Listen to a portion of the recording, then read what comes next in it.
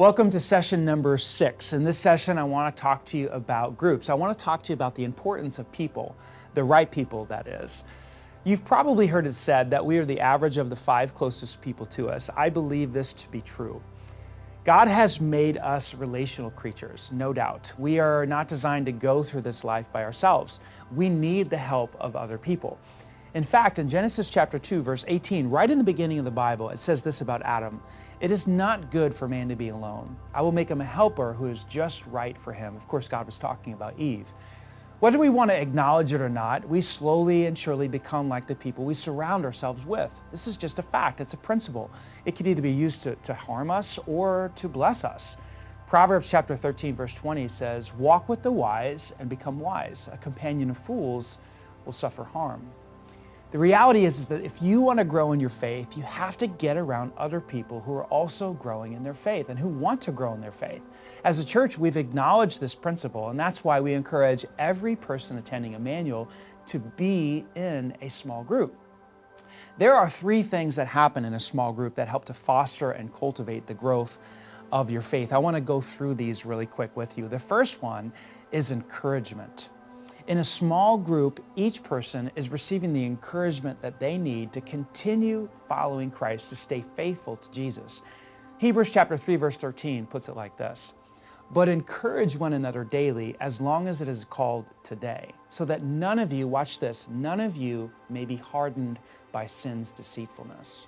The reality is that serving Christ is very challenging today, and each one of us needs encouragement from one another to stay on course, to fight through the difficult times, to push through the temptations in order to stay faithful to Jesus.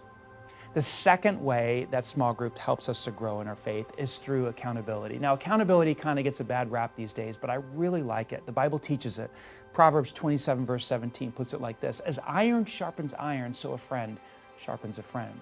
God has wired you and I to live up to the expectations, to want to live up to the expectations of the people we most admire.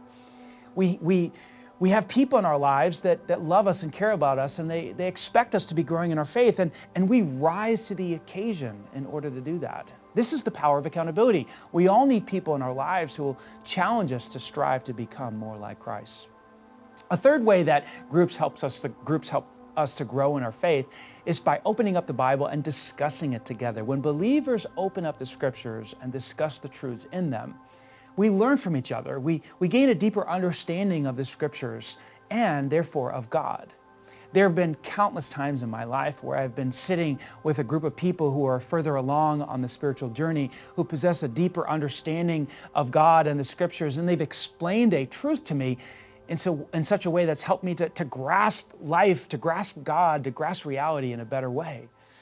Now, there's no question that the backbone of my spiritual life and growth is my personal time with God and engagement with His Word. But right behind that, when I think about my faith and where it is today, it's because of the influence of other disciples of Jesus in my life. If you're serious about growing in your faith, I promise you that you are going to need the help of other people. I want to encourage you right now to take the time to text the word GROUPS to 65248 and let our staff guide you on how you can get in a group.